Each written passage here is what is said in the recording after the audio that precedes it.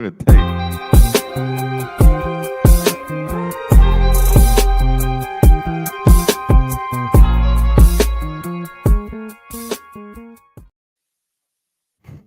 Y'all, everybody just migrate on over.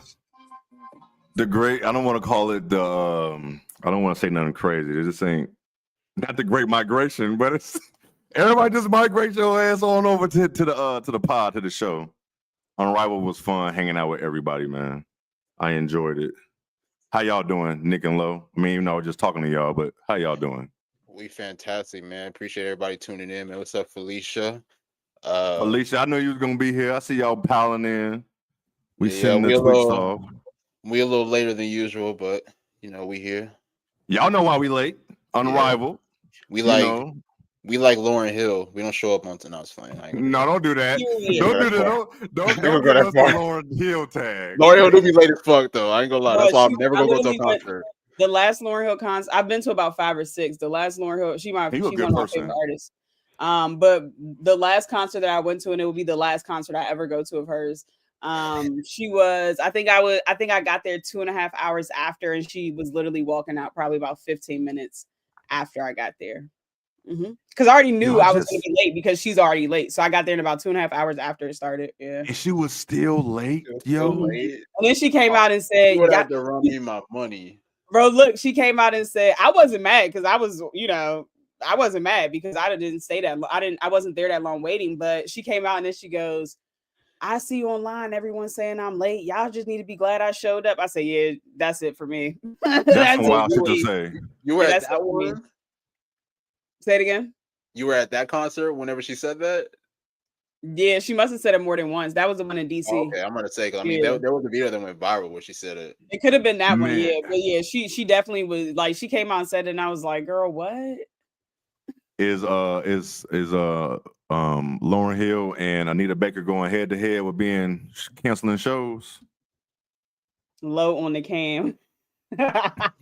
Oh yeah, Lo didn't want to give y'all the cam on playback at all. I told you that my back was hurting, so I was laying down. I think I hurt my back trying to pick up my son, but that's a whole nother story. Broke my back. Oh damn! You know you got to bend your knees when you pick up the big ass kids. But you got to bend your knees. He was acting real ratchet in Home Depot, so I had to yoke his little bit up. Man, we got a good show for y'all, man. We got all college, we got Unrivaled, we got WNBA stuff, but episode 26 of the Best Damn W show. Wally, you on? Wally is the voice of God, I believe. Wally, are you there? Yes, I am here. The voice of God is here. Hey, we lit, y'all. We got Parks in the building. Parks from Joe Budden. Yeah, we got. Hey, this is gonna be fun. I even got my own little entryway, so I can let y'all know that I'm coming through. Oh my God, he probably got like a little sound effect or something like that. What up, K-Dot? But man, let's get right into this shit, man. We're gonna start with disclaimer. We had a guest, but the show went a little longer, so they're gonna run it back. Oh yeah, my fault. Damn, my fault. Yeah. The guests will be back on. It was just Unrivaled went longer with having 2 rounds in one night. Maybe it was just me. I just didn't know it was gonna be 2 rounds a night at all. I didn't either. I don't think anybody knew. I think a lot of people talk about that. Yeah, I don't think Unrivaled made that known or explained that correctly. I feel I could be wrong there, but let's start. Man, we're gonna start with this. We're gonna start South Carolina versus Texas. Texas beat South Carolina 66-62 on Sunday. Real quick before we get into that, it was a good time. Thank you for coming, Jazzy. College basketball, we need to figure out something with these games on Super Bowl Sunday. We don't need 3-4 good games at 2:00. Like, I get it. We got multiple screens. Look, I got multiple screens. I can watch 7 more, but I don't want to have to do that. I want to be able to focus on, you know what I'm saying? Bless you, Lo. I want to be able to focus on that. They need to do like the NBA. Like the NBA only schedules like 1 game on Super Bowl Sunday, and that's that it. 1 or 2. You know what I'm saying? But it's like a 12:00 game, so it's like it don't. Yeah, Super Bowl. Yeah, like because at first I ain't gonna lie to you, I thought at first Notre Dame was supposed to come on at noon, and they moved that shit up. So it's like they made all. I mean, that wasn't a game, no way, but still, it was like other games we wanted to really watch at the same time. But man, but yeah, so South Carolina went down to Texas and lost 66-62. Nick, I'm gonna start with you. No, actually, I'm gonna start with you, Lo, because you actually watched the game live. What was your thoughts? I'll start by talking about the AP ranking first. Yes, to number 4. They were previously at 2. I purposely don't think South Carolina should be lower than 3 or 3rd in the ranking. I fully understand that they recently lost, but I think it's just disingenuous to kind of ignore the gauntlet of ranked games that they just bodied. Some of these teams that they played, they won. These ranked teams that they played, they won by double digits. I think they beat, was it Alabama or was it Oklahoma? One of those teams, they beat them by 40. By a lot. Yeah, they did. I think it was Oklahoma and Alabama. 10th, right? They were ranked 10th. So to be honest, in my opinion, the loss to Texas, it doesn't really change much for me about, my thoughts about this team. But overall, I think it was a great win for Texas. I think they needed it. They snapped a 57-game win streak in the SEC for South Carolina. So that was huge for them, just as like a confidence booster as you're going into the tournament. So now I know that they probably have, an extra chip on their shoulder, like, hey, we beat the best, so we can play with the best. Just a few things I wanted to highlight from the game that kind of stood out to me. Texas defense was effective. They were able to hold South Carolina to 36% shooting. And the few things that stood out to me were, first, the officiating was fucking terrible, like on both ends of the floor. It was awful. Like, it was literally reminded me of watching the WNBA. I'm sure it's the same refs that they just recycle, but it was just bad. And I think it was more detrimental for South Carolina because they thrive in transition and they flourish when they get out in the open floor. And when you're calling fouls every 2 seconds, like they did in the first half, especially the first quarter, it affects the pace of the game. And it limits what the players can do when you're in foul trouble. I mean, for God's sake, Pow and Sanaya Fagan had like 2 fouls in the first quarter. And those are 2 very important pieces to that team. Sanaya, especially because Ashlyn Watkins isn't there due to injury. Sanaya is a big piece for them. And we've known going into the season that South Carolina was already going to be thin at the center position. So her going to the bench with 3 fouls in the first half, like really affected the things that they could do. And it gave Oldacre just time to do whatever the hell she wanted in that post. Like, she was controlling the paint. And I just wanted to say 2 or 3 of those fouls on Sanaya were absolutely BS. Like, it was literally all ball. And anyone that watches her knows that she's a shot blocker. That is one of the upsides of her game. One of the positives of her game is that she's a shot blocker. And when you call the fouls like that, it limits what she does because she's going to play more passive because she doesn't want to get another foul call. So that was 1, the officiating. 2 is the offensive rebounds and just second chance points opportunities for Texas. Like I said, going into the season, we all knew that South Carolina was thin at the center position. So you saw Oldacre. She just had a solid game all around. Even when you look outside the stat sheet, her length and her size caused a lot of disruption in the paint for South Carolina. And the final thing I have to say just about this game was missed free throws on both sides, honestly. Yes. Texas shot 66% from the free throw line, and South Carolina shot 65%. And to be honest, that's the difference that was in the game. I mean, the difference between the game, like, if South Carolina hit their free throws, they would have won this game easily. You know what I'm saying? So am I concerned? Not at all. They won 17 straight after they lost to UCLA. So this is just, another wrinkle in their journey. I think it'll just make them better. And when you look at the box score, Fort Wiley was the leading scorer for them. I think she only had 11 or 13 points. My bad, Daisha. We just started. We good. We just started 11 or 13 points. So when you look at it, like, Raven had one point, like, that's just not enough. Like, the starting 5, they didn't do what they needed to do in order to win that game. So kudos to Texas. I thought it was hilarious that the broadcast was so heavy on Madison Booker. I knew she was gonna bring this up. Whom I love her game. I love her. I speak highly of her. But I really had to go back and look because I'm like, bro, they talking about her like she the best player in the country, right? So I go and pull up the box score. I'm watching the game live, but I'm like, it's no way she's playing that great because I'm literally watching the game live. I pull up the box score. She 4 for 14. I'm like, Yeah, I think she ended with like 7 for 22 or some shit like right, that. like terrible shooting night. But what I will say is she did better this game versus the last game because she inserted herself more on the defensive end. She rebounded more. I think she had like 9 or 10 rebounds. So I do like the fact that even though her shot wasn't falling like, you know, she would like to see it or that she's accustomed to seeing it, she got to the basket so she could get to the free throw line. She did other things that just helped her team win. And so solid win for Texas, but I don't think South Carolina should be lower than 3.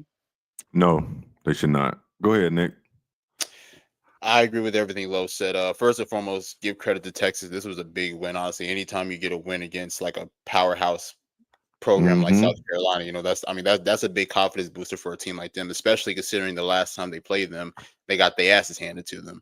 So give credit to them for being able to adjust, be able to prepare for this matchup, then of course come out with the win. 44% shooting from the team overall. Lo alluded to it earlier. The defense from Texas was just stifling, honestly. I mean, they were pressuring, you know, they were rotating really well on the defensive end, creating turnovers. So they, like, you could tell they came into this matchup fully prepared to go at South Carolina on the defensive side. So give credit to them. But one of the things that really stood out to me was the presence of the bigs for Texas. I mean, Taylor Jones had 11 points and 6 rebounds.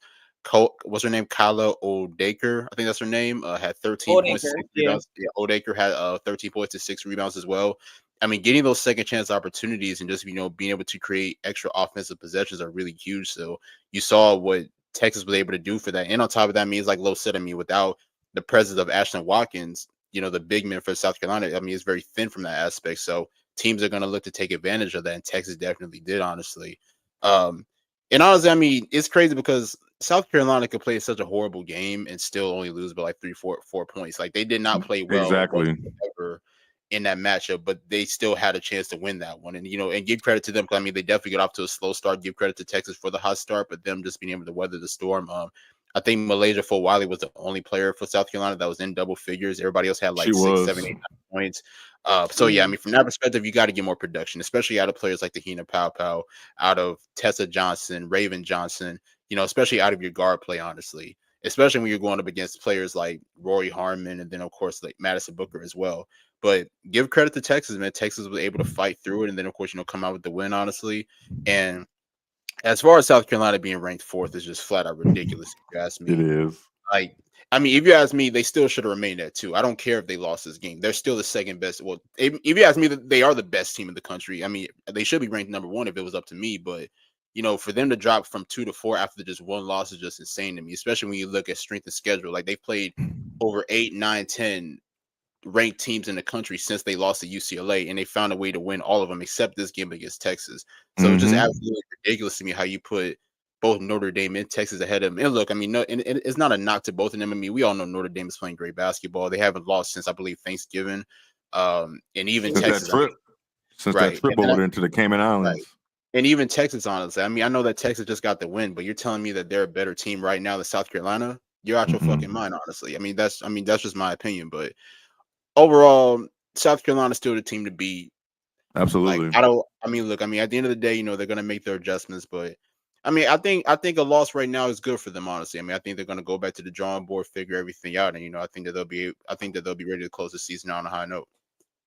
Definitely. I don't know if Lo said it and one of my earbuds fell out, but I didn't know South Carolina was on a 57 game win streak in they hadn't lost the FCC game since like 2021. Yeah, I didn't know they was in that long of a streak. Yeah, well, that shit. And they talking about a damn rivalry with LSU. Please, ain't no way. I have a quick question. Go ahead. Rory Harmon, are we still deciding whether she's getting slandered or what? Like, are we still saying that she's recovering from the knee?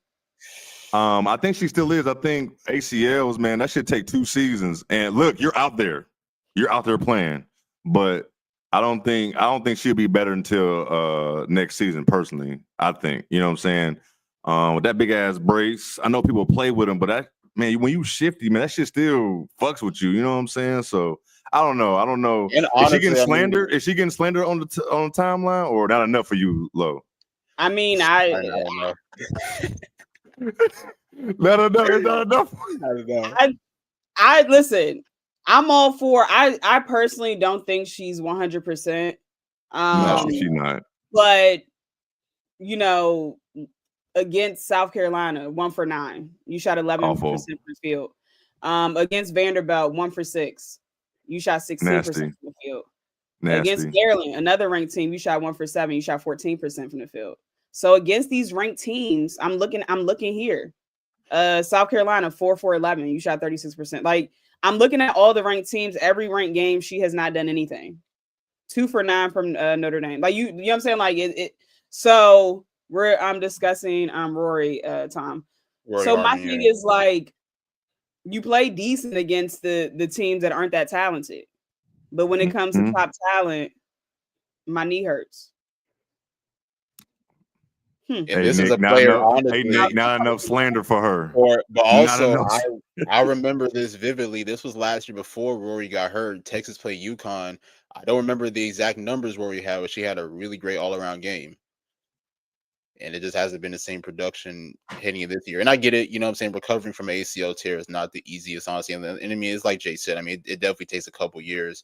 But honestly, I still feel like both her and Madison are still trying to find a way to really gel with one another. I think that's what it is. I think that's what it is. So too, honestly, because right. Because I mean, and you can even tell, like, I'm not gonna say Madison has not been as effective this year because she's definitely been great, but I think probably with less responsibility now, because you gotta think last year, whenever Rory went down, that's when you saw Madison with the ball in her hands a lot more, especially with the playmaking and the scoring. This year is kind of the same, but now she doesn't have to rely on the playmaking aspect, and I think maybe she's still trying to adjust, honestly. So I don't know, man. I mean, it's just something to really look into, especially as the season does progress. But I mean, Texas is still a really great team, honestly. I don't know exactly how far they'll go in the tournament, if you ask me, but I mean, they're always going to be a widely respected team, especially in the SEC. And I don't want to be disrespectful. I just think that, like, they don't move me. So, like, when South Carolina lost, it didn't, like, I wasn't like, oh God, Texas is here. Yeah. You know? Like, it literally didn't do, like, I was just like, oh, the officiating was terrible on both sides. Like, it just wasn't a good game. It was like an ugly game.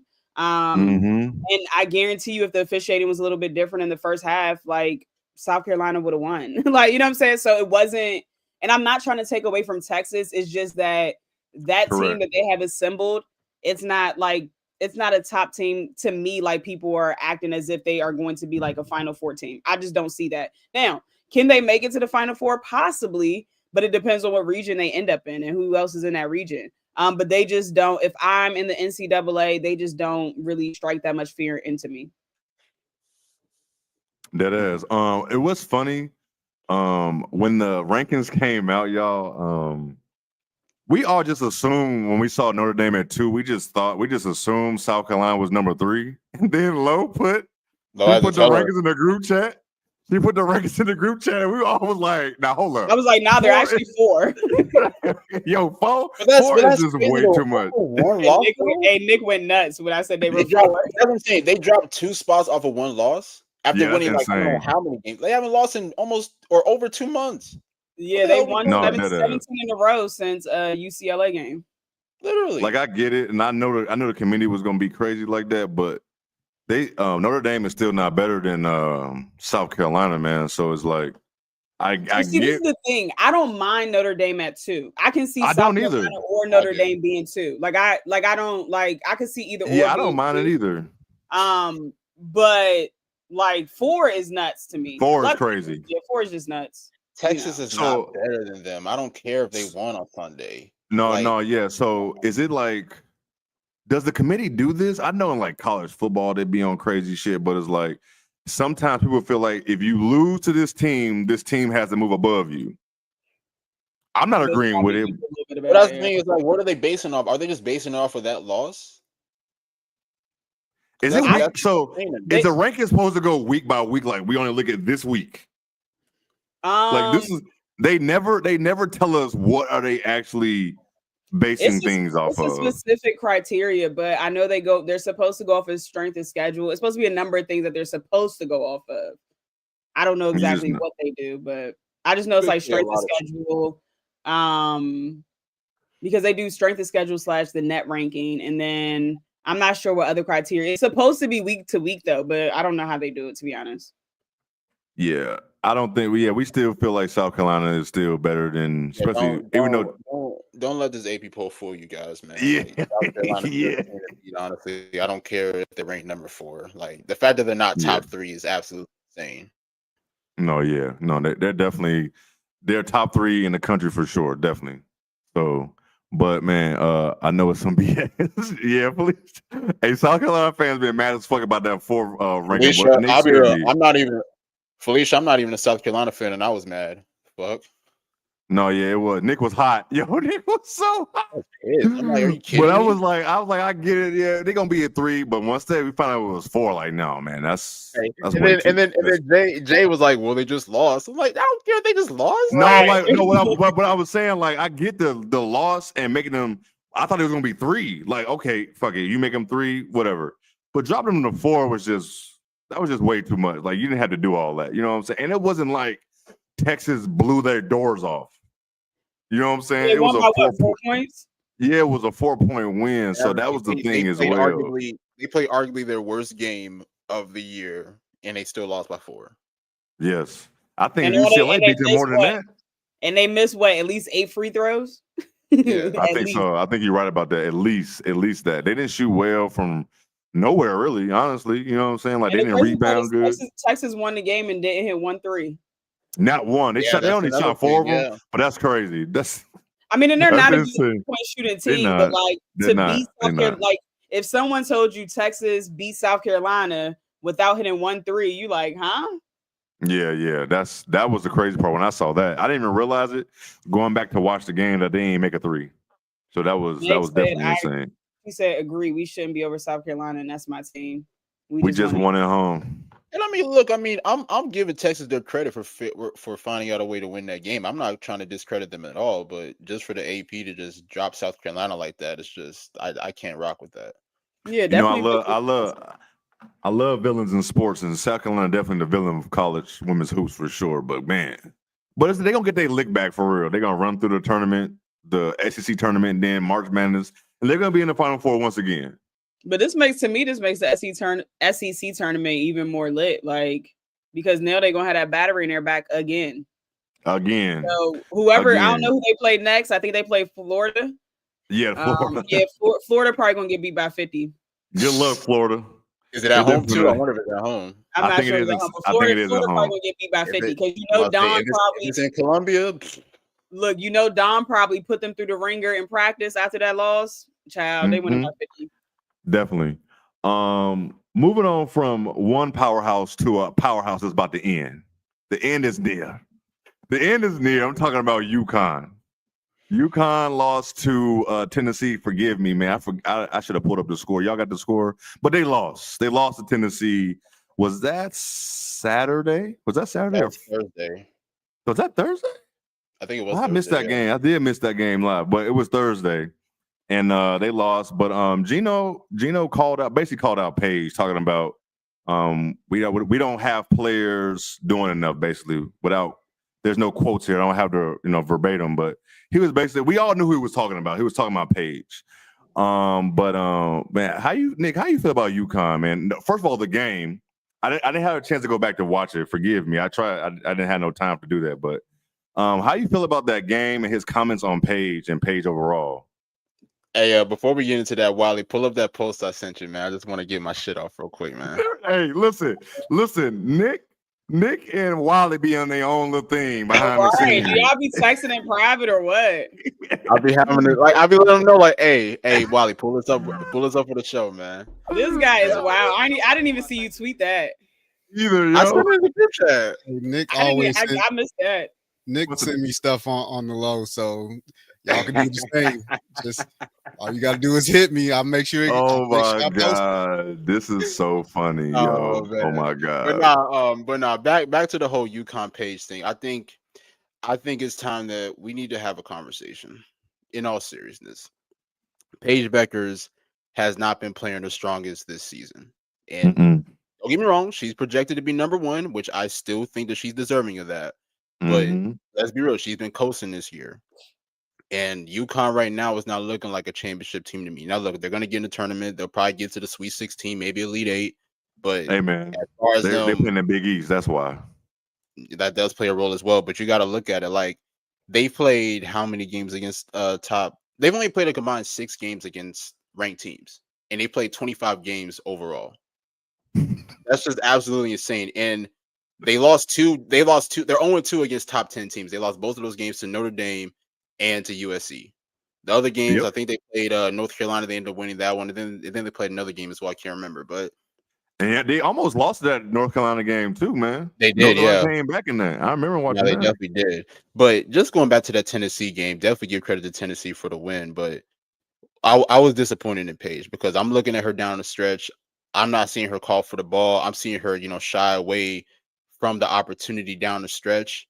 And I've been on record saying this, like when it comes down, because I know a lot of people compare Caitlin Clark and Paige Beckers. To me, if you ask me, I think that Paige is just a more talented scorer. That's just my opinion.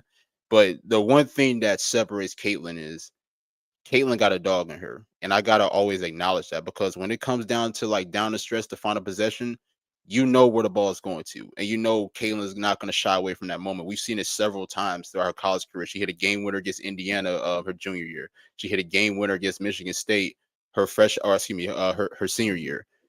For some reason, I'm not seeing that same mentality from Paige, honestly. And Paige is very talented. I'm still a very great Paige Beckers fan.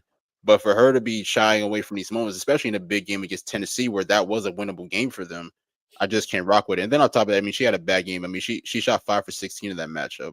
But this team can only go as far as Paige takes them. And with the way that she has been playing, honestly, like this is not a team that I'm looking at that I believe could be a championship team on us. Now, look, I know they got Sarah Strong. She's one of the best freshmen in the country. They got AZ Foot. Whenever she's healthy, she can't produce. They got Aubrey Griffin. They got a lot of other great players, but this team can't go far without Paige playing at the highest level, if you ask me.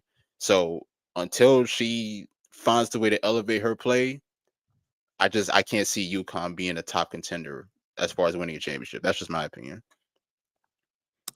What you got, Lo? I have a question. Let's get it. Is Paige not exhibiting a killer instinct, or is the offense holding her back because they're running the Princeton offense? So it's very AAU, rec ball, everyone gets a touch type of offense. Yeah, I'll say it's probably a mixture of both. Because I've been hard on her in the past. Like, I just haven't seen the killer instinct. I'm gonna wait until she gets into the league to see, if I actually see it. But then when I took a step back and actually thought about it, I'm like, look at this offense that they're running. Like, it's a joke. Like this Princeton, all this version of the Princeton offense that they're running is a joke. 3 people on that team can score. Paige, Sarah, and AZ. That's it. Like, those are the main people that you have to worry about. So those are the main people that need the ball in their hands at all times. Like, this back cutting and screening, all that is cute. But when the game is on the line, I'm not having KK take a final shot. I'm not having Ashlyn Chen take a shot. I'm just not doing that. You know what I'm saying? Like, so I think it's frustrating because Gino makes these like sly remarks in the presser. And so when I first heard him say what he said about Paige, my initial thought was like, sheesh, like, I feel like he was throwing her under the bus without taking accountability for him being so rigid in his inability to adjust as a coach. So it's like, you're playing this rec ball style, like, cut the shit and play D1 hoops. Like, this is not, hey, everyone gets a touch because their parents are going to bitch because they're not getting the game. You know what I'm saying? Like, this is real NCAA, like, D1 basketball. And I think when you have players as talented as Paige and Sarah, like, they need to be looking to score each time that they have the ball. And when, I'll give you an example, when UConn played Notre Dame went on a run, and I said on the playback, I'm like, at this point in time, Paige needs to say, fuck whatever Gino's calling, give me the ball and go get a bucket. That's what people with killer mentality do. I'll get it. If I get in trouble after, that's cool, but I'm about to go win this game for you. You know what I'm saying? And so I just don't see that. Like, she can see the other team getting scored on. Like, let's say the other team goes on a 10-0 run. She'll come down and make the right pass. I'm not trying to see that. You know what I'm saying? Like, and again, it's the right pass. It is the right pass. But when you're the best player on the team, you got to put the team on your back. You got to know when, hey, it's not time for me to pass right now. I got to go score. I got to go get us a bucket so that we can stay close. So I didn't love that Gino did it publicly because it's like, number one, you have yet to take accountability for this shitty offense that you're running. Maya Moore ain't walking through them doors, sweetie. You got to adjust. Okay. And my second thought on it was like, maybe he's doing it from like a strategic standpoint instead of like yelling at her and telling her in practice, which he's probably been telling her. Maybe he's trying a different way to just motivate her. I don't know. I don't love it. But I will say I don't see this team as a Final Four team. And I'm going to just throw it out there. A lot would have to change. Outside of Paige and Sarah, everyone else is just very inconsistent. AC Buzz seems like she's still nervous to really test out that knee and go full throttle. So until she can trust the process and hoop fearlessly, I don't really see this team doing much. Like the regular season wins and the record without many losses, like a winning record is cute, but like, when's the last time y'all won a championship? And I don't think it's going to be this year either. It's not.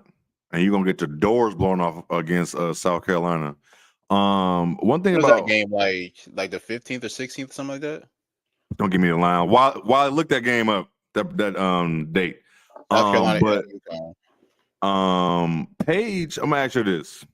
Because I need to still go back and watch this game, but Paige, she only ended with 14, but she was 5 from 16 from the field and 2 from 6 from 3.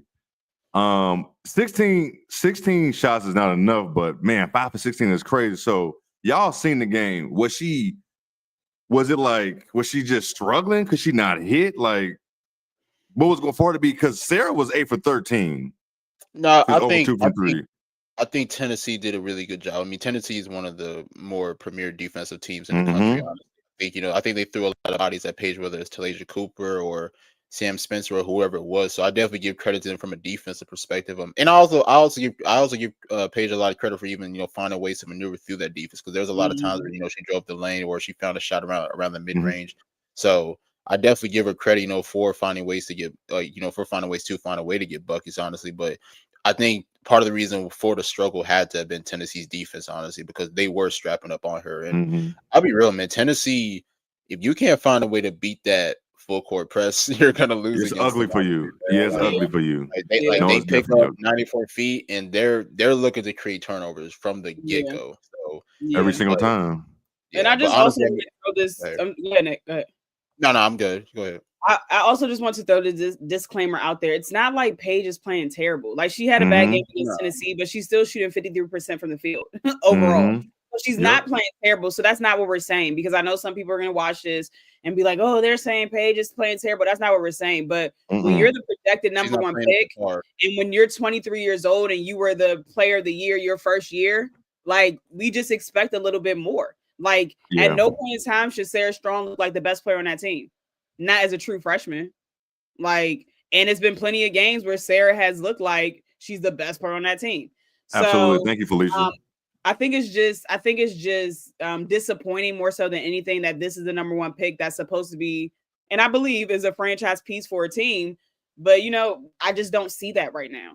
It's the same thing. We could say the same thing about Kiki in USC. Like, she was projected at number 2, and I just don't see that. She could be playing safe for sure. She definitely is, and I don't know why she would want to be playing safe. Like, because it's like when you look at Paige, I guess that's true, but it's like when you look at Paige last year and this year, I feel like it's night and day. Like, she was by far a better player last year, especially on both sides of the court. This year, it's like you said, Lo. I mean, she's still shooting around 53% from the field. So when you look at it from a numbers standpoint, it's not bad, but it's not up to par as far as what we expect from Paige, honestly. So to me, like I said, I mean, like, this team is not going to go as far unless Paige elevates her game, honestly. I mean, as good as Sarah Strong is, as good as other players are, like, Paige has to be that driving factor that's going to help them, be able to get to the Elite 8 or Final 4 or whatever. Now, one thing I will say is last year also, Paige turned up a lot more when the tournament happened, like when the tournament started. So I'm wondering if she's just trying to conserve her energy, until the tournament time. Because if you think about it, she put that team on her back and got them all the way, to the Elite Eight, past the Elite Eight, right? Yeah, Final Four, right? Final Four, yeah. They went to the Final Four. So she put them on her back and got them to the Final Four. And yeah, she had Aaliyah Edwards, but also like Sarah Strong is playing really, really well now. So now you have Sarah and you have Fuzz. So you have options if you can get there and turn up. But that's my thing. I'm interested to see if she's just kind of coasting until it's go time or not. So we'll see in a couple months. I don't think the UConn is a contender for national championship. I also think it's just time for UConn to leave that the Big East, to leave the Big East. It's time because like and not saying like the SEC or Big Ten don't have bad teams. They just don't have teams like DePaul and Providence and whoever else is in the Big East. Like they beating the doors off teams. Like it looks better when you beating the doors off teams who are ranked. You know what I'm saying? But then you shouldn't be having to play teams like DePaul and Providence in February. Right.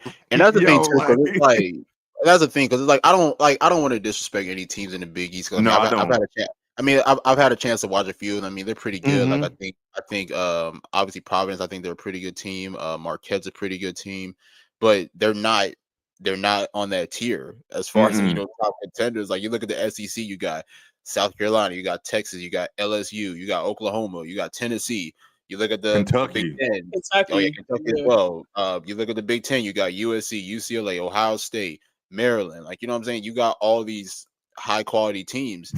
Whereas the Big East, respectfully, I mean, they are good programs and they do have some solid teams, great talent there, but they're not on that same tier, respectfully. This is not the Big East I grew up on. Shut up. Real quick. While we're discussing UConn's hold on, Wiley. That's your little sound bite to come in. That's right. Hey, gotta knock first. Bro, I legit thought somebody was knocking on my door. I'm not gonna lie. Go ahead, man. But as we talk about UConn, here's the rest of their games for the season. We got St. John's, South Carolina, Seton Hall, Butler, Creighton, and Marquette. Wiley, be careful, Wiley. They're gonna get you the same way they got me when I was announcing LSU schedule. You're right. Hey, that's the schedule. Remember, they got mad at me about it. I'm like, again, that's the schedule. That's a nasty schedule. Like, look at that. Like, look, all the powerhouses left the Big East. Why aren't you leaving? You know what I'm saying? Like, and I think it's two things. Them being in the Big East, and Gino is at that age. He's 70-some years old, man. If he don't want to change with the times, UConn as a powerhouse would not be there no more. Like, players would not want to go to UConn. They see how Page is being used. They're like, man, hell no, I can go anywhere else but there. You know what I'm saying? So I don't want to be too harsh on them. Gino is who he is, but you can't be running this everybody touch the ball before somebody shoot as offense. It's just not going to work against good teams. I just want to throw this caveat in there. Last week or the last net rankings that came out, UConn was in the top, so their schedule must have been difficult that week because it was like South Carolina, and I think UConn was like 2 or 3. So yeah, I just wanted to throw that out there. Who have they? They're gonna go 1-4 against ranked teams this year. I don't think they're definitely not gonna get a 1 seed whatsoever. But yeah, it's not looking good. It's not looking good. And honestly, I just like really talking crazy about UConn because the fans be so upset. They be thinking everything is about UConn. They think everybody just hate UConn. Listen, this is not the early 2000s. We don't give that much fuck about UConn. Just being honest. You ain't walking through them doors. You know, like exactly, like it's funny you say that because I remember exactly a tweet from this guy. Y'all know which guy I'm talking about. I'm not going to mention his name, but he put out a tweet I think like a month ago. He's like, "Whoa, our 2019 team, like, what the fuck? We talking about 2019? Right? 25? Like, what are we doing?" Hey Nick, I saw somebody tweet today. Man, if this team had Nika and such from last year, man, why are we talking hypotheticals? Like exactly. About last year. You worried about the team you got now, right? Anyway, UConn, they've been so irrelevant for real. college news. Oh, USC beat Ohio State. We can talk about them for real quick, but if y'all was there for the playback or if you just watched the game, yeah, USC beat the shit out of Ohio State. I didn't see that coming. I thought Ohio State matched up well. We said USC winning, but they won handily. But man, how y'all feel about Juju? Y'all think that she need rest or she just going through one of them slumps? The whole team needs rest. I mean, their travel schedule has just been ridiculous, honestly. I don't know what their next couple games look like. Hopefully they're home games, but UCLA is on Thursday. Yeah, I was gonna say, yeah, they are playing UCLA twice though in the next couple weeks. Yeah, they do. Ain't no days off. Just gonna have to find a way to mentally prepare, honestly, man. But I mean, I'm glad that they got a little bit of a break now between this Ohio State game and then, of course, this upcoming UCLA game. So I mean, that definitely gives them an advantage. But I mean, I'll give them some credit because even though they've been going through this tough schedule, they found a way to come out on top in most of these games. I mean, I know that they lost to Iowa last week, but for them to be able to go on the road, beat Maryland, and beat other teams like Rutgers or Wisconsin or whatever, I give them a lot of credit, honestly, because I mean it's not easy to do, especially going from one coast to the next. No, yeah, go ahead, Lo. I mean, I agree. I think it's been obvious that Juju has not been shooting the ball well in the last 5 to 6 games. And just when you look at her overall team in general, I mean, they look like they are gassed right out the gate. Like out the gate. I mean, literally out the gate. Right out the gate. Literally, like it just looks like it looks like they're gassed. I mean, in 2 of the last 6 games, like against Minnesota, Juju shot 23% from the field. That's nasty. Against Ohio State, shot 23% from the field from Ohio and then 29 from Minnesota, but 16% from deep. And it's like she only had 14 points against Wisconsin. Right. Her scoring averages the last couple games have been a lot lower. And I think it's a number of things. I think that she's pressing. I think that her shot selection isn't where it should be, but more importantly, I mean, they're all fatigued and it's you can just tell. And people specifically and Uconn fans specifically, I'll say, said that I was making excuses for Juju's poor shooting, basically saying that, because I tweeted something that said they appear to be tired based on them going coast to coast, like because the last 5 to 6 games, they just came out flat, like every single game. And so someone commented was like, oh, but you're making excuses for them. How the hell am I making excuses when they're still winning? They only lost 2 games. So what excuses am I making? Like, and they beat UConn, snatched their chain at their house. Exactly. UConn shouldn't even be talking. Exactly. Worry about that. That's number 1. Number 2, UJ specifically talked to one of the coaches and he said that the girls were tired. That's number 2. Yes. And then like literally you talked to the man and he confirmed it. And then, like, thirdly, just based on the exhausted. He said they're exhausted. Exactly. And then just based on the eye test, they look sluggish. Like I said, as soon as they come out, like, they're just a step behind. And I think, that will not cut it on Thursday against a UCLA team. If they come out flat and if Juju is shooting poorly as she's been shooting, it's going to be a long night for them and it could get very ugly. It will. It definitely will. Who y'all got winning that game real quick? UCLA and USC. Yeah, it's in USC. It's in USC. I got UCLA winning. I got UCLA too. Yeah, I think UCLA gonna go in there and take care of business. Because I don't think they got no answer for Lauren Betts. like no one whatsoever. After I saw Sarah, what's her name? Williams go crazy on Kiki and Rhea Marshall. Lauren Betts is gonna have a field day for sure. That's if they can get her the ball correct. Say what? If the guards can get her the ball correct. Yes, if they give her the ball, that's the only thing that stops UCLA. Them not giving her the ball. But I mean, they still got other weapons. I mean, they got Kiki. Yeah, they do. Right? No, they do. Barker. They got London. Yeah, London Jones. Like they got weapons, man. Yes, for people who don't watch UCLA, it ain't just Lauren Betts. She's just a featured player, right? For sure. Like it's definitely other players for there for sure. But yeah, do y'all real quick before I move on from them? Y'all think USC is still a lock for the Final Four? I know it depends on regions. It does depends on regions. I feel like 3 teams might be a lock, and now 4th is up for grab. I don't think USC is a lock yet. I don't think they're not a lock to me.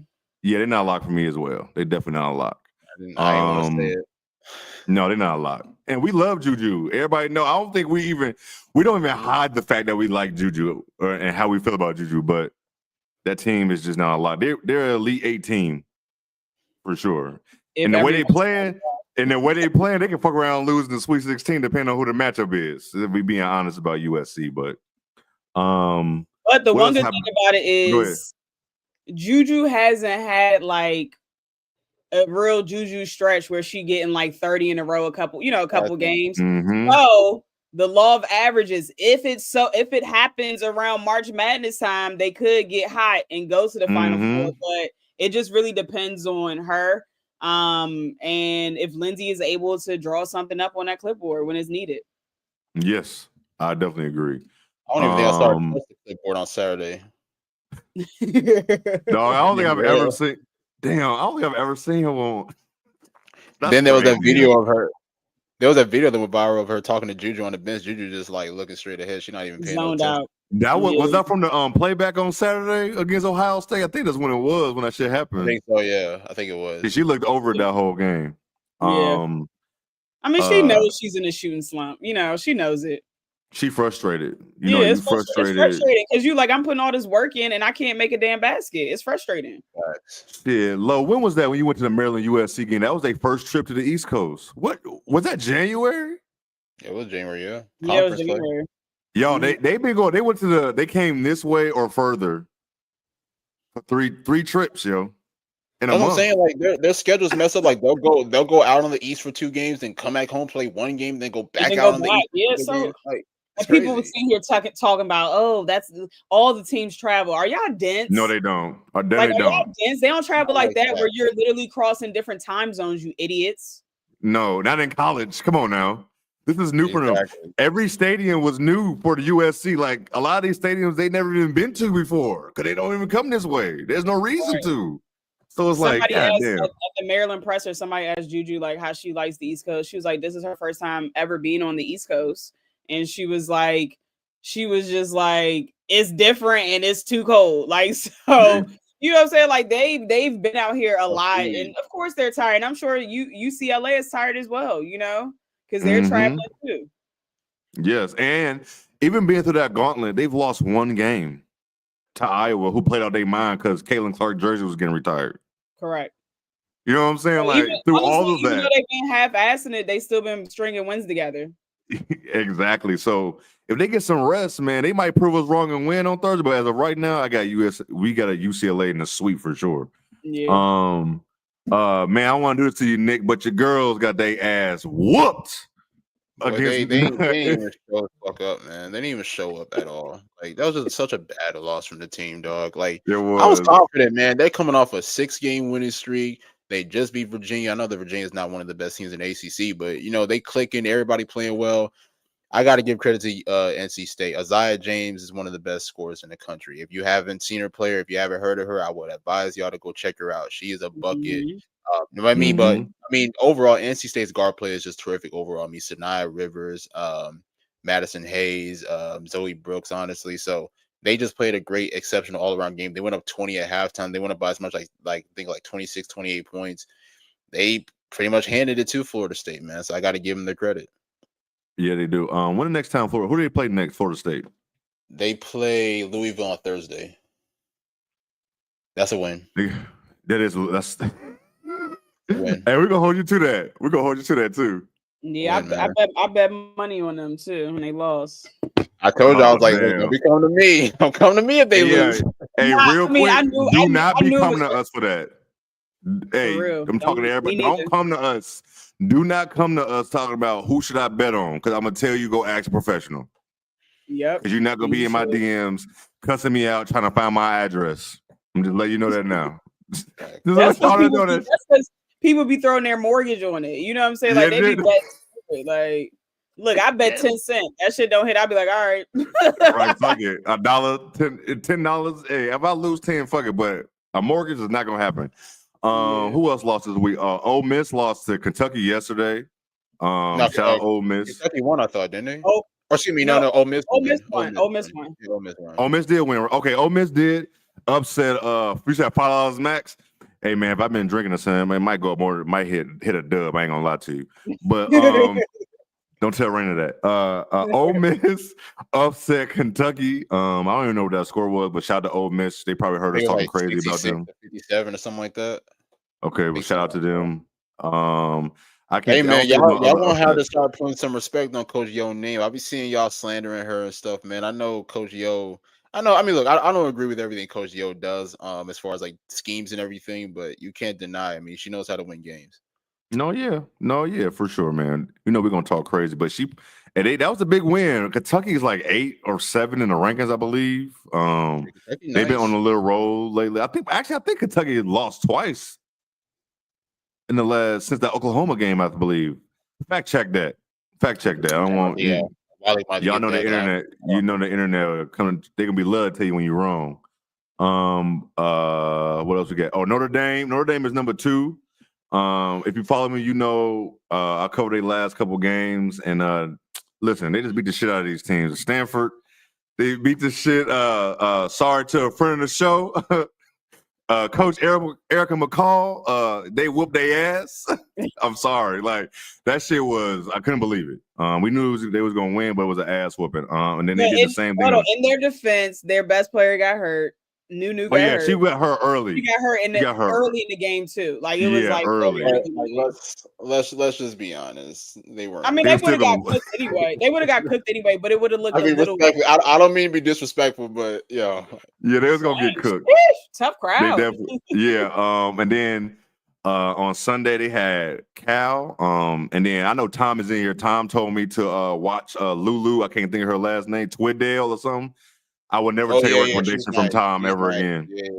Lulu Twaddell from Cal. No, she's nice. She's really nice. I don't know how nice y'all talking. Shout out to Tom knowing his hoops, man. I don't know, man. I watched her warm up. Didn't like it. Hey, I know it's Notre Dame. Hey, I know it's Notre Dame. I didn't like it. I didn't like what I saw. She's gonna let that shit go, and that's not the thing you're gonna do against Notre Dame. But I will say this: I will continue. I'm going to continue to cover Notre Dame as long as they let me to, because this team, they are on a mission, and the experience was just to see Hannah go through her preparing and Olivia preparing, even like Sonia and Matt. Is it Maddie? Is it Maddie? Right, Maddie. Yeah. Watching them prepare was an experience. Watching them throughout the game, just seeing the intensity. Listen, people trying to question Hannah make it into the league at 5'6", she can. Okay, Wally said Kentucky's won 4 in a row since losing to Texas A&M. Cool. Damn. Okay. So who did now? Who he say? Kentucky. Remember, we had a fact check. Like, yeah. Thank you. But Notre Dame is listen. They are a lock for me to be in the Final Four. Just watching this, and then them, like their best player, like Lo said, Stanford best player getting hurt. They did not. That was, like some teams be like, fuck it, we're gonna just play around. It was none of that. Coach Ivy did not even sit down for that until like the fourth quarter, and they was already up by like 45 points. That's when she sat down. You know what I'm saying? It was like she was coaching hard. Sunday against Cal, the same thing. Like it was close, and then they just went on a crazy run out of nowhere, like 18-0 to close out the half. And so Stanford ain't Stanford. They're not. Definite Final Four team. Yes. If Notre Dame is not in the Final Four, I'm gonna be shocked, because just the way they prepare and just asking Coach Ivy, like, what is it about her team? She said the coaching staff, they tell them about like, we're gonna go next on that foot on the neck all the time. We're not gonna stop, regardless of who's out there. And they showed it again on Sunday. Like they just whooped their ass. Coach Ivy is standing up, coaching hard, and they're up by 40 points. 40, right? Yeah, because you're building habits now for March. Yes, and their last few, they're average wins at home right now is by 33.5 points. Ridiculous. Oh Lord, Florida State got to go in there in a couple weeks. So Florida State gonna come there on the 27th. But yeah, so I'm convinced just watching them. I need a generational game tonight. I will be in the building for that. I can't wait. I will be in the building for that. I know your ass driving up there. I'm definitely gonna be there for that shit. Oh yeah, I'm definitely gonna be in for that. But I definitely got Notre Dame going in the Final Four. Just watching them prepare. Just seeing how everything is there, from the training staff to the coaching staff to the players. Like they don't play around. Like honestly, Yeah, they don't play. Like, you can't really talk to them during pregame. None of that shit. They don't give a fuck who you are. You know what I'm saying? Like, but man, I got them locked in. So I don't want to try to show favoritism, but I'm locked in with Notre Dame for sure. They good to me. I'm good to them. Dead ass. But Goggles as well. Shout out to Goggles for sure. Goggles, I told her. man. I told her I called her that. You I did? told her I called it. Yeah, I told her. She laughed. She thought laughing? shit was funny. Yeah, she thought it was funny. I had to tell her. Because y'all know what I'm talking about when I say Goggles. Hey, one more thing. She is legit, man. Seattle, grab her. If she comes out, Seattle grabs her. Grab her.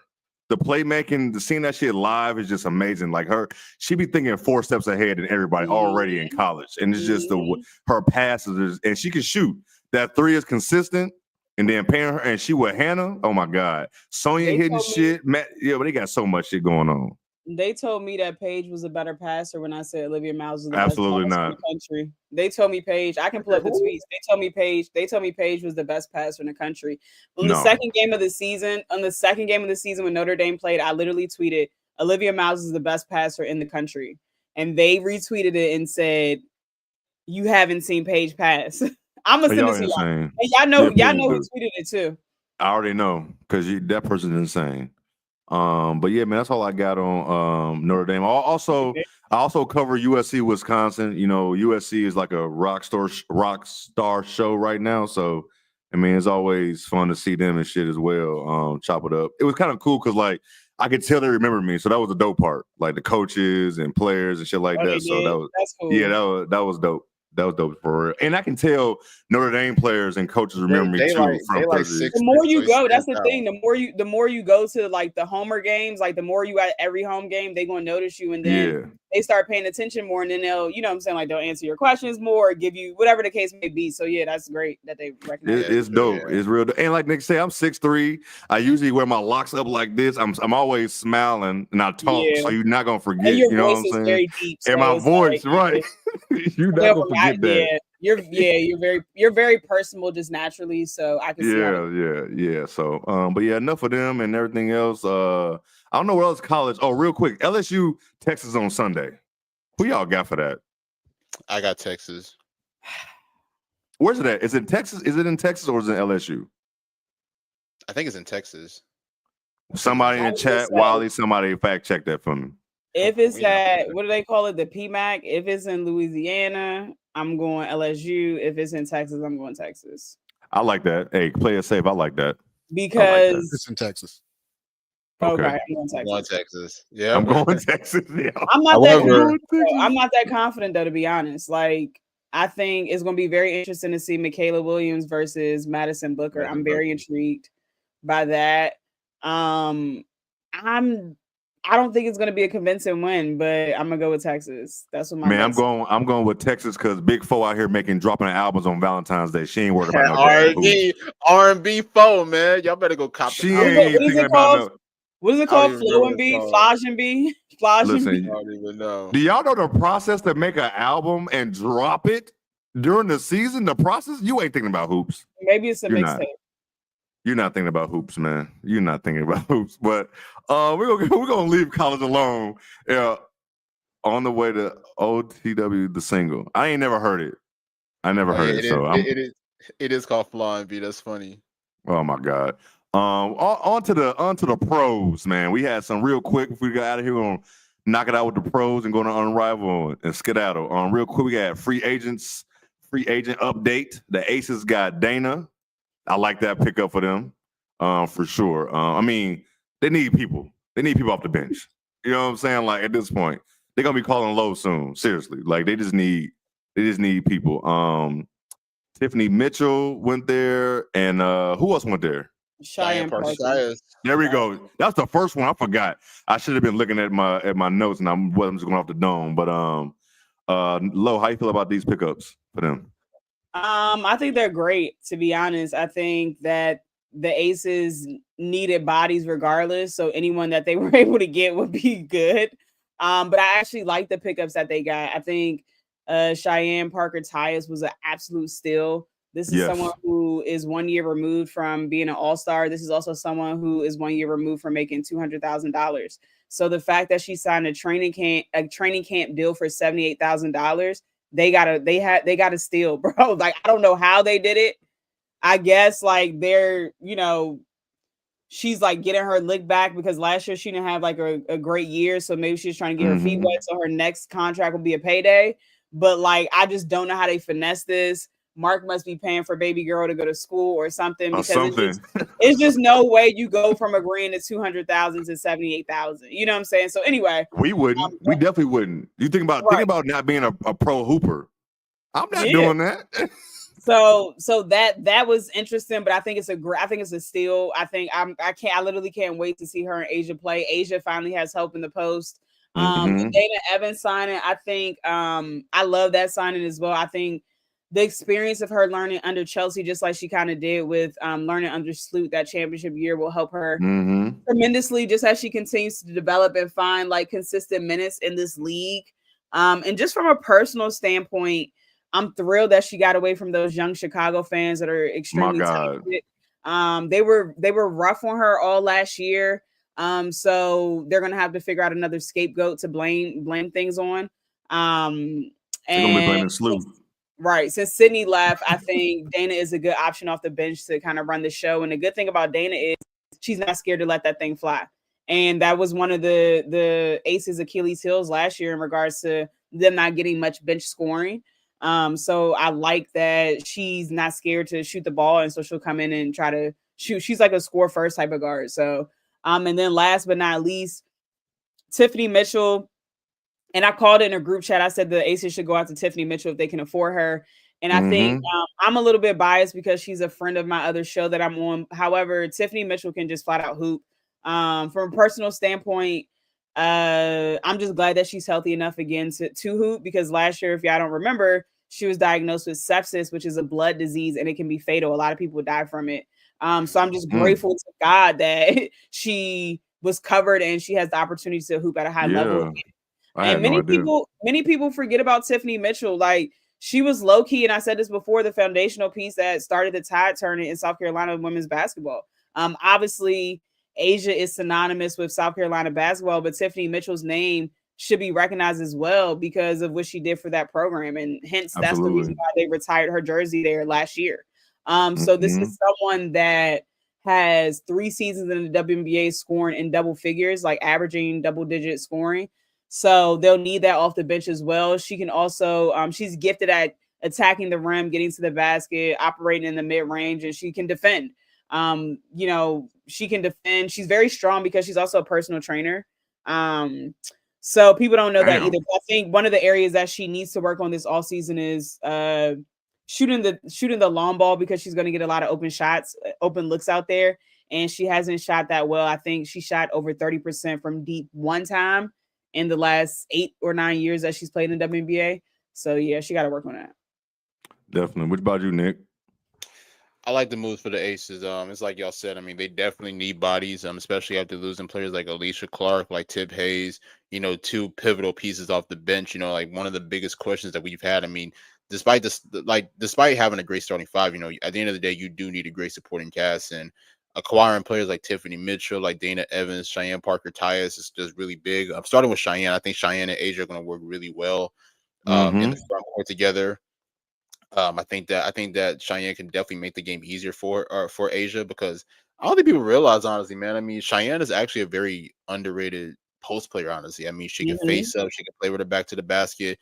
She can do a multitude of things honestly. And I mean, it's part of the reason why she was an all-star in Atlanta, why she was able to thrive next to the likes of Ryan Howard, Alicia Gray, and other players. So I like that move. Dana, I know people have criticized Dana a lot, especially over this past year. I mean, let's just be real. I mean, it really wasn't that great of a year for Dana, especially after the 2023 year that she had, where she was a 6th Player of the Year candidate.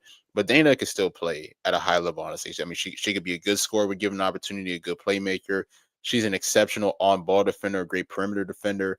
So I think that she has certain attributes that can help this team, compete at a high level. So the Dana trade was actually really big. And then, of course, Lo talked about Tiffany Mitchell.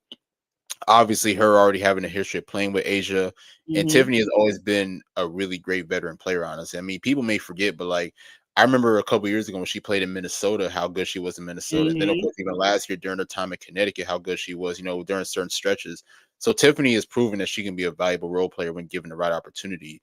Obviously, these are not names that people may have thought of, you know what I'm saying? Like whenever they think about the Aces going to go get like bench players, but I do think that they're good pieces, honestly, and I think that they can contribute in some way. Yeah, I mean, considering the limited amount of money that they had, I think the Aces knocked this shit out the park, to be honest with you. Like considering the limited, I mean, because when you're paying, you gotta get crafty. When you're paying those 4 Olympians that much money, I think, and I also think the bench got better. Like I think, like yes, you're losing Tip Hayes and AC from a defensive standpoint, but I think that you have more scoring coming off the bench now. You know what I'm saying? Definitely. And so we'll see. And I think Becky will actually play these people. I would hope. So we'll see, because Becky has a love-hate relationship playing bench players. So hopefully they come into training camp, everyone's locked in, Becky gains trust in them, because I think that they're going to, if they want to get back to the finals and actually compete, they're going to need all 11 players on that team, including KB. So sister, I hope you're ready to play. Absolutely. Since you did say Tip, we're gonna move right on to Tip, man. Tip signed with the Valkyries. They shall. To get KB on my team. Tip Hayes went to the Valkyries, man. They gave her the bag. I'm not mad at it. Go get your money, because you wasn't gonna get it with Vegas. And is this one of them unrivaled connections with her being teammates with Kate? You think Kate got her ass to come on over there? No, that bag got her ass over there. Nah, that bag definitely did. Bro, Tiffany has never got a $200,000 contract in her career. Like, so people were like, why didn't she literally got a max, almost a max contract. Like, and she's my age. She's 34, 35 years old. Like, this is honestly the craziest thing. This woman just retired last year. And she got $200K. Right. Wow. That shows you two things. That shows you two things. Well, mainly one thing. The Valkyries have nobody if they can give her a max, respectfully. Like they have nobody. Remember they said they punted on it. Huh? Mm-hmm. They said like at a free agent special on ESPN, they basically said they were like punting on free agency, basically like going with big names because wasn't nobody trying to go there. So Tip was I get it, right? But think about it, right? Most of these players are signing 1-year deals anyway to prepare for the bigger contracts when the CBA. Absolutely. So why would you waste 1 year going to a team that's just starting to get off the ground? Y'all going to be losing left and right. If I'm a top free agent, I'm going to a contender. I'm not. Why would I go there? Like, it's literally no benefit for them to go there outside of the new facilities and possibly decent weather. Like, you know what I'm saying? But it's still California. I mean, you're gonna be taxed. They're gonna be taxed crazy still being in California. Yeah, it just doesn't make sense. Like, so they're gonna have to draft somebody, or it's gonna have to be a free agent that not this year, but eventually takes the leap of faith and goes over there. But they'll probably get the number 1 pick next year. I mean, a terrible time to be a expansion team when you got the new CBA coming up, yo. And they didn't they expansion draft was bad too. Like the whole thing was just bad. They started off piss poor. Like, so I think if they had a better expansion draft, maybe not the biggest free agent names, but maybe you can get let me think, who was on the market that didn't go for too much. I don't know, but I just feel like if they drafted a little bit better, it would look a little different now. Absolutely would have. Absolutely. Yeah, I'm gonna know. Who else signed? What else happened? Alicia Marina. Clark, she got paid too. Let's talk about Alicia Clark went to the Seattle Storm. Where it all started. She back with Gabby. Is that official, right? Gabby's official, right? She's official. Yeah, Gabby's signed too. Yeah. We just never know with her. We just never know, but that's official.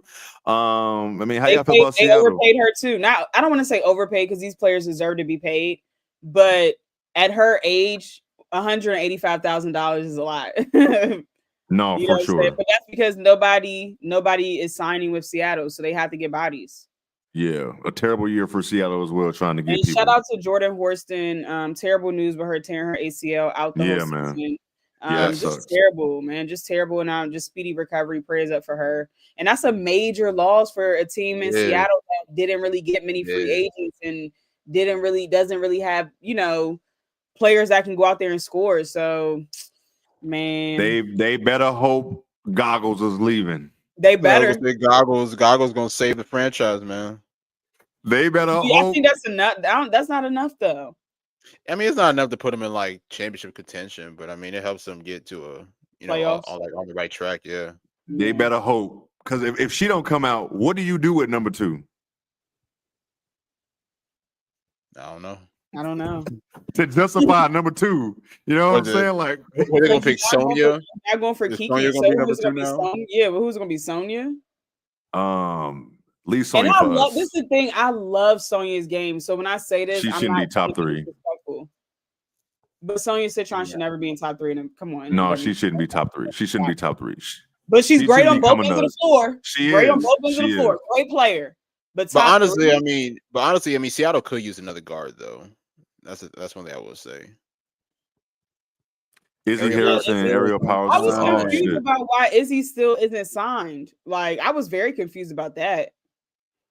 What's she talking about? Yeah, I don't know why Seattle's not knocking down her door. Maybe they are. And Aerial Powers, Kennedy Carter, she's still not signed either. Man, I would hate to see I would hate for the W to start and Kennedy is not on the roster, yo.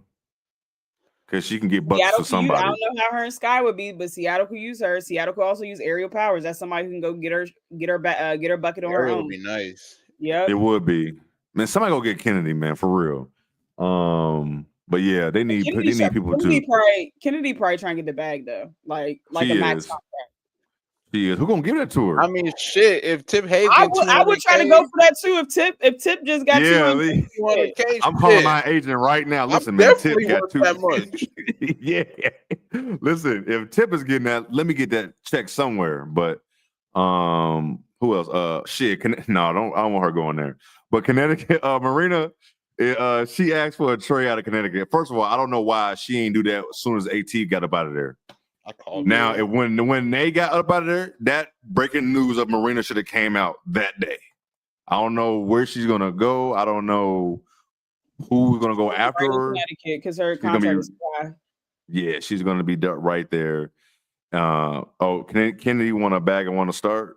That's why if she go to Seattle, she'll start. Seattle, right? Absolutely. An opportunity for both of that, to be honest. So would you remove Gabby to the 3? So Sky at the 1. I'm gonna say Gabby got enough length to play at the 3. Mm-hmm. And then Goggles come off the bench if she comes out. You bring Olivia off the bench if she come out. But let's speak as if like Olivia doesn't. Like, okay, the starting line will still be Sky, Kennedy, Gabby, Nneka, Ezzy. Yeah, and that's a solid lineup. It is solid. What's the bench? Sammy Whitcomb. You lost Sammy. Oh, they did? Yeah, she signed with Oh dang! They show who did Sammy sign with? Golden State could give Connecticut the 5th pick for Marina. I wouldn't do that. I'm just gonna be honest. I'm not doing that. Man, hell nah. No, I'm gonna go take my chance with Kiki. I'm gonna take my chances with Kiki. She at there at 5. Go say whatever. I'll say damn mine. I mean, I like Marina Mabry, but let's just be real. Like, I wouldn't do that. The 5th pick. I mean, the 2nd pick or whatever pick. But she probably would reject that trade too, though, because she want to go to a contender.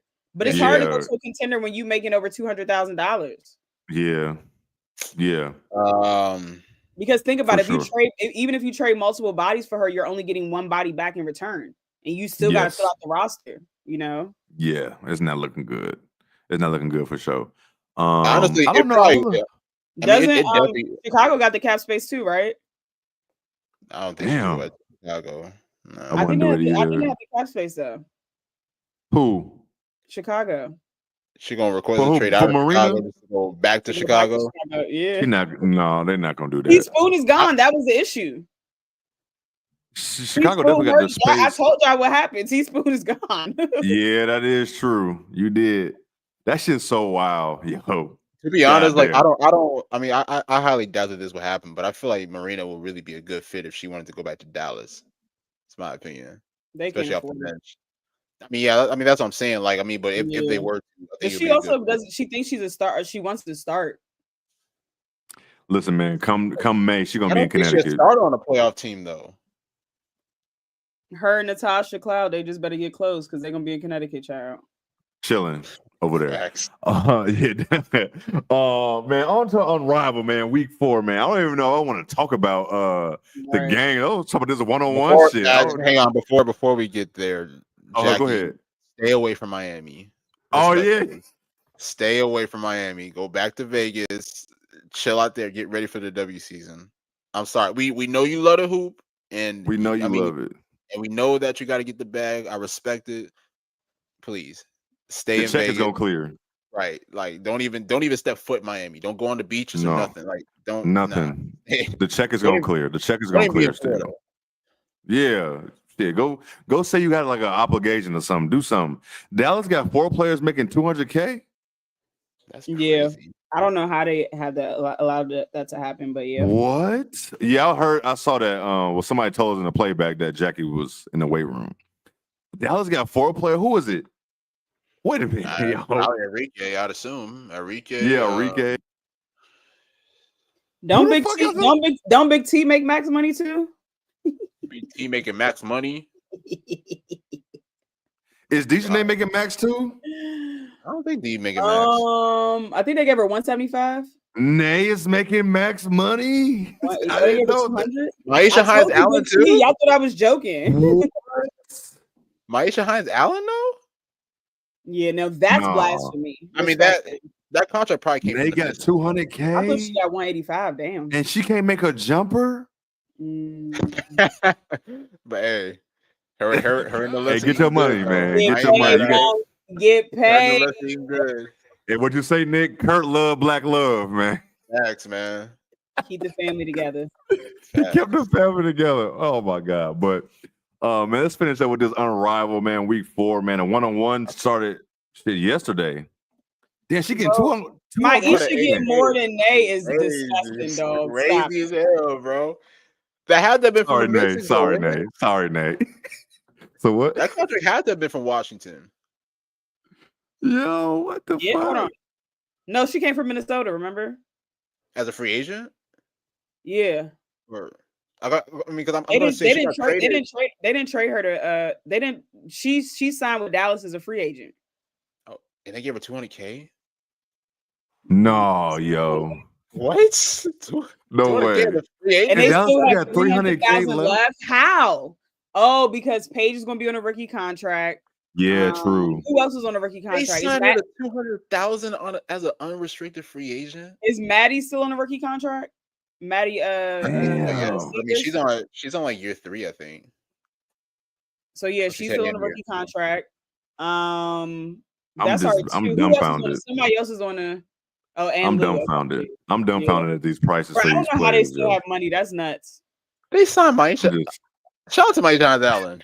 Shout out to her. Shout out to her for sure. And you know what? Shout out to her agent. How about that? Shout out to her agent. 200,000 being said. 208. Get it right, Nick. Or 208. Excuse me. 208,000. Yes. Man, fuck. She got 208. Nay got 200. God damn. But 200. That's from Connecticut. This is a bench. I'm not even trying to be. This is somebody that historically has come off the bench her entire career. Yeah. And you giving her $208,000? That's nuts. Man, I'd be gladly be in Dallas too. We're not saying like she's a bad player, but right? She not. I love her game actually. I think she's great off the bench. She gives you. She's gonna rebound. She's gonna play hard. She's a big body that will bulldoze through you. You know what I'm saying? Like the 208. How many years is that though? Damn, Nick is dumbfounded. That's a 1-year deal. They show. Yeah, give us the fact while we move on. I feel like most people sign 1 year. Can you look that up, Wiley? Maisha Hines Allen contract. Somebody, man, it's crazy. All right, yeah, let's wrap this up. Unrivaled. What we're going to? Unrivaled, man. Week 4, man. One-on-one started yesterday. Yeah, 1 year. I mean, hey, take it then. Fuck it. She won't be there next year. Not for that price, she won't. Man, how y'all feel about one-on-one, man? I think I already know, but for the people who wasn't in playback the last 2 days, how y'all feeling about this one-on-one stuff? I forgot about that. She is still on a rookie contract. This is her last year. Great matchups. I would like to see, like, to me, like, I think you need to put position by position. Like 2 guards should be playing centers. Like, it's just kind of weird to me. But overall, I mean, I think we've seen a lot of competitive games. I mean, I think the ones that stood out, obviously Fee and Rakia that just took place tonight. I was a really big fan of Dearica against Skylar. Skylar took care of business, and she was locked Business. in. Yes. And of course, I ain't gonna lie, Brianna Stewart, we got some questions for you. Losing 12-0 to Aaliyah Edwards. I mean, look, I'm not trying to say that in a disrespectful way, but Aaliyah Edwards is going into her second year of the WNBA, still he's a 3-time champion, and you can't score one basket. What are we doing here, Wow, man? you insane. Wow. I ain't gonna lie, that was perfect. That was perfect timing. That was perfect. Shout out Wiley, man. We lit over here, man. We lit over here. Nah, God damn. Go ahead. That was just disgusting. But originally, I did pick Rakia to win, but unfortunately, she lost. So now at this point, I think Fee's gonna take the whole thing. Yeah, absolutely. No, for sure. What about you, Lo? This has been competitive hoops for the most part. I think some changes, of course, have to be made, but for it to be the first season to be doing this, I think it's just setting an example to other sport leagues of the potential of different things that they could do to make it more interesting for the fans and stuff. They have to definitely change the seeding or however they pick these matchups. I agree with Nick. It should be position by position. Like big should not be playing guards. Like it's just, I mean, what are we doing at this point? And also the free throw thing drives me nuts. If you get fouled at the 3-point line, you shoot one free throw and that equals 3 points. Like that's insane.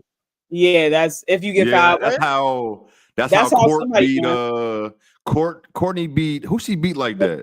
Was it in the feet? No, she didn't beat Ryan. She beat Ryan Howard. Beat Ryan like that. Yeah. Ryan, it was a close 2. Ryan fouled her. She went to the free throw line. She made one free throw. I thought it was gonna be one, and it was for 3 points, and she won. Yeah, so definitely, I think they'll look at things next year and change it. But like for the first inaugural season, I thought it was great. I think it brings something different, and you see the competitiveness between these ladies. And I mean, like they're not even shaking hands. Like a few times, like especially with who was that, Satu and Nay, like. Satu knocked her ass down hard, and like Satu tried to put her hand out to help her out, and they was like, "Not, nah, like you know what I'm saying, like fuck out of here."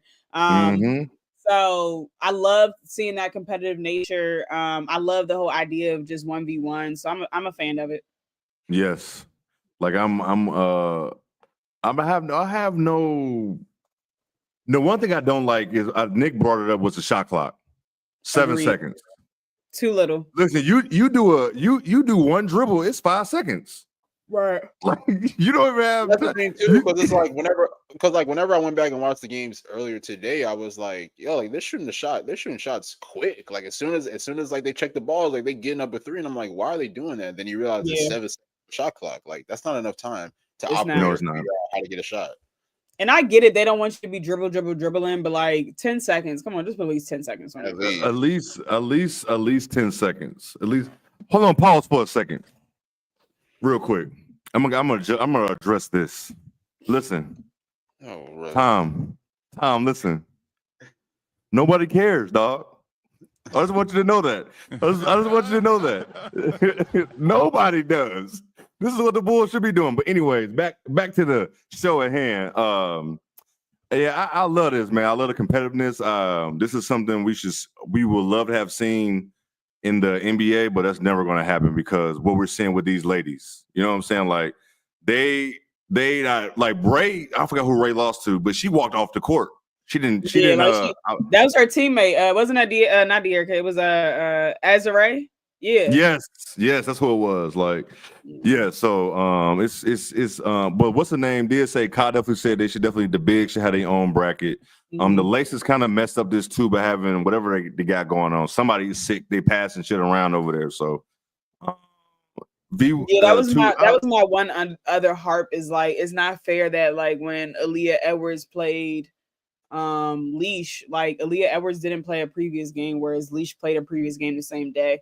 And everyone else pretty much played a game that day as well. It's hard to play one-on-one back-to-back like that. And I get it because the Laces, they were all eliminated due to whatever illness that's going around there. But it's hard to play that competitive back-to-back and like within an hour's time frame. Like that's difficult, you know? It is. And we didn't even know. We didn't even know that shit was going to be like that tonight. So that's really confused us. But overall, man, I love it. I think it ends on Friday or Saturday. I believe it is. I think it ends Friday. I think so, yeah. I will try to have it up for y'all for people who can't watch it, but that's Valentine's Day, and I got a hot date with this girl I met. I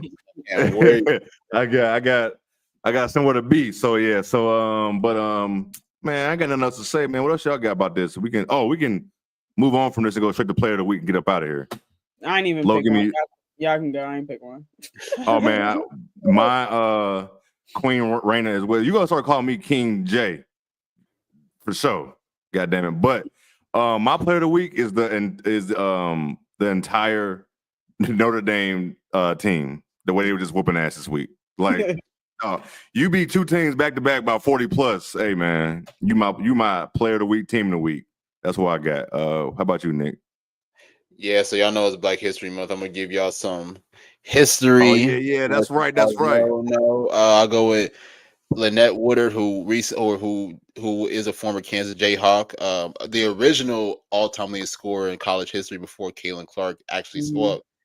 I don't know. It's like, I guess it's like they don't count her because she technically played for the AIAW, which technically they say because it wasn't the NCAA. Right. Yeah, but I mean, still. However, real quick. However, they count Tar's coaching wins outside of the NCAA. They include that in her resume, and when they're talking about her overall wins, they include when she was coaching whatever other league. They include those wins. So it's interesting that they don't include the points for the other lady.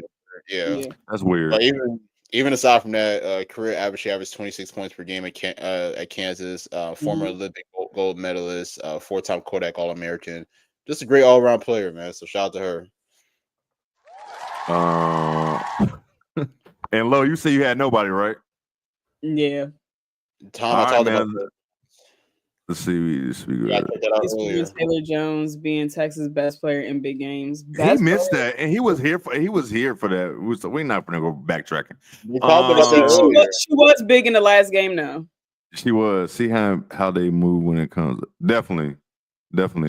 Everybody catch me from your birthday is Friday. No less than 100. Hey, real quick. Hey, Wiley gonna be in Chicago with us for Beyonce on the 17th. Pew pew pew. He texted me, so it's gonna be a time. It's gonna be a time. Yeah, I don't know how Wiley fought them cues, man. I wasn't doing it. I gave up. I wasn't gonna do that. So what you do? Me? I'm just gonna get a ticket. I'm just gonna pay a resale price.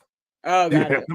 I'm gonna play resale. He talking about I didn't want to fight through the queue. Dude, all you gotta do is just be on your phone. Like what? Man, you don't gotta stand in line. You just be on your phone. No, and them queues was insane, dog. Yeah, so you go in the queue and you put your phone down and you do what you're doing. You go back. Yeah, General Sale is Friday, so we'll see. I love Beyonce. You got somebody that's in the beehive. When you got somebody that's in the beehive that's willing to wait and fight through it, you get results. You do get results. Not slick either, bro. Like she knows it's tax season. She does every time. Beyonce does tax season stuff every time. I have 40K people ahead of me. Yeah, I'm not dealing with that. Yeah, I wasn't dealing with that. Yeah, General Sale is Friday, so if I don't get them in.